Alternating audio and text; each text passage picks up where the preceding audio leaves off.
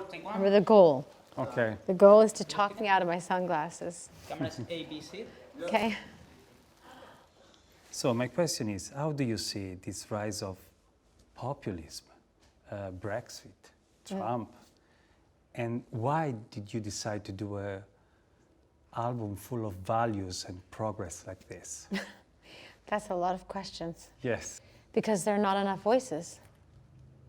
Seriously, I don't think enough people, not just singers or entertainers, I think there aren't enough high-profile individuals, human beings, who are speaking up and using their power, their potency, their platforms to make change, to affect change, to inspire change.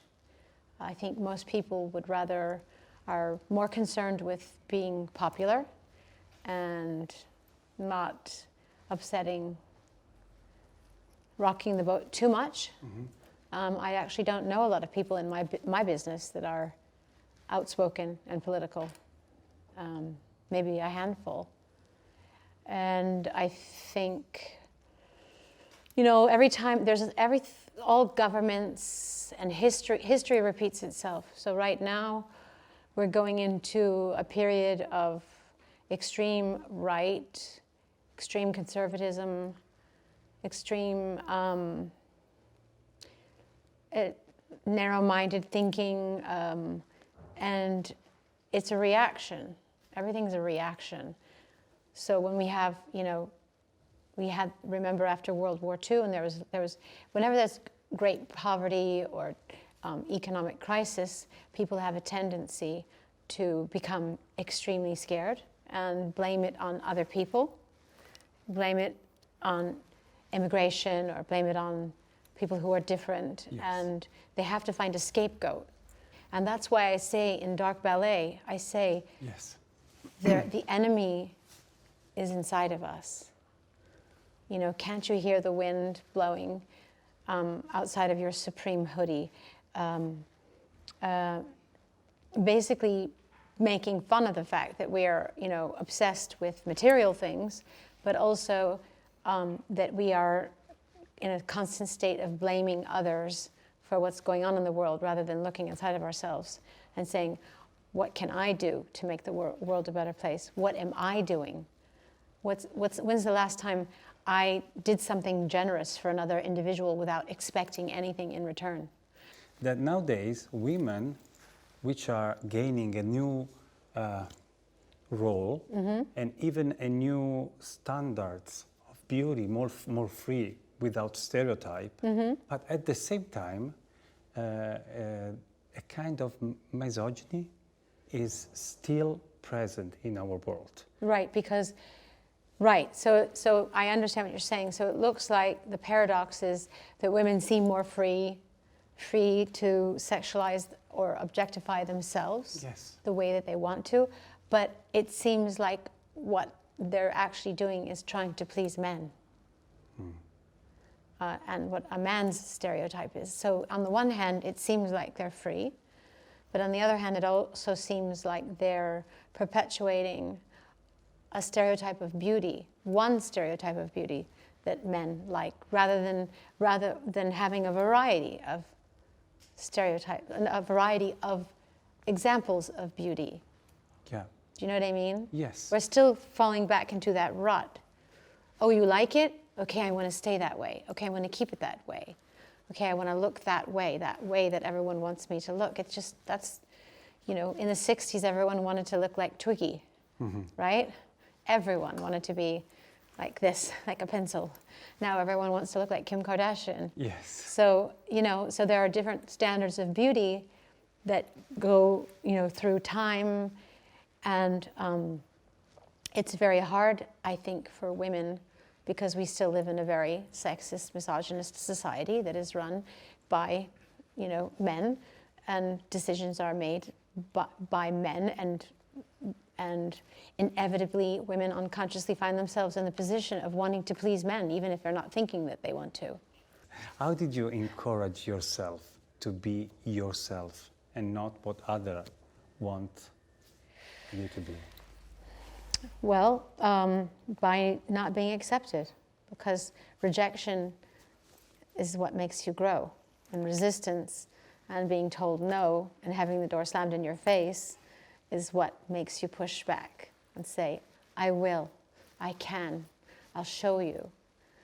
So if everyone's always opening the door for you and telling you that you're beautiful and you're wonderful and you're perfect and you're a genius or whatever, what do you have to strive for? So the best thing that can happen to you as you're growing up is to feel like an outsider and to feel like you don't fit in. And then that way, you have to make your own way. You have to find your own path. You have to find your own voice. You are using a lot social media in a very, good way. I hope. And my first question is, how do you respond to haters? So to people that trying to put you down and to undermine your even values or your progress? I feel sorry for them. And I know that oftentimes people are saying things because they're afraid. They're saying things because it's unfamiliar.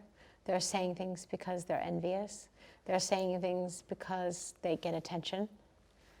And they don't actually believe it. I don't believe the haters.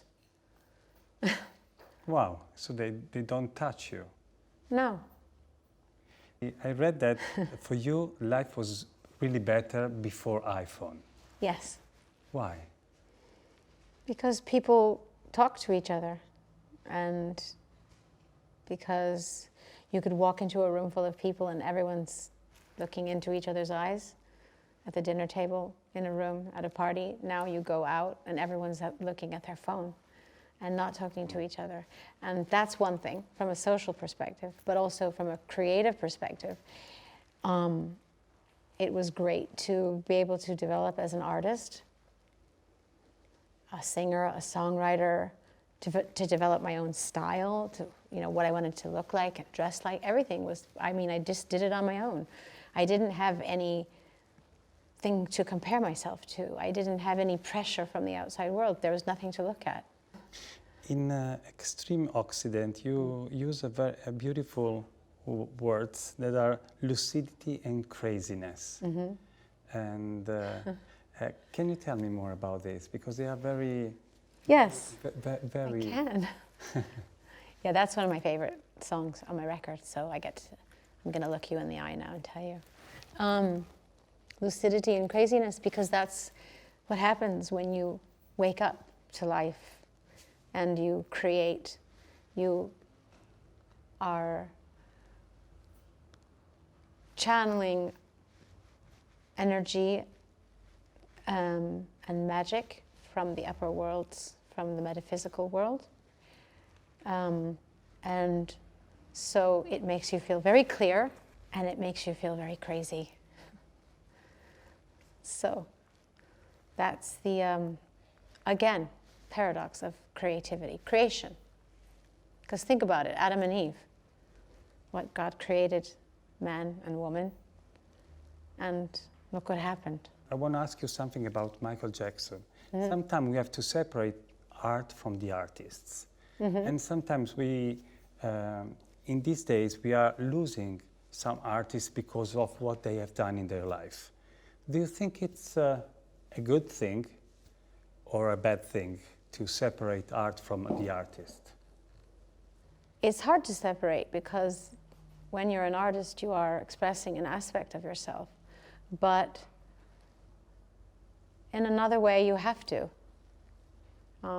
Because I can think of lots of incredible artists who were probably not very nice fathers, for instance, Yes. And they would say that to you. Like, I remember watching a documentary about Marlon Brando, who's an absolute genius and an incredible man. But he would tell you on camera that he was the worst husband in the world and not kind to women. So, but that doesn't make me appreciate him less as an actor and also as a political activist and the things that he fought for in the civil rights movement, for instance, or what he did for the Native American Indians, because We're all human. None of us are perfect. I just want to say that in this very dark period, and it's quite dark. The Middle Ages that we're slipping back into. Yes, a kind Yes. of. Your new Where album. people don't write anymore or read. Yes. Yeah. Your album seems really a ray of light, and it's very courageous. Thank you. It's really, really very courageous. So, and I think that these kind of values are really important, and to raise your voice, and your voice has a relevance, it's really, really important. Thank you. So, thank you for your time. Prego.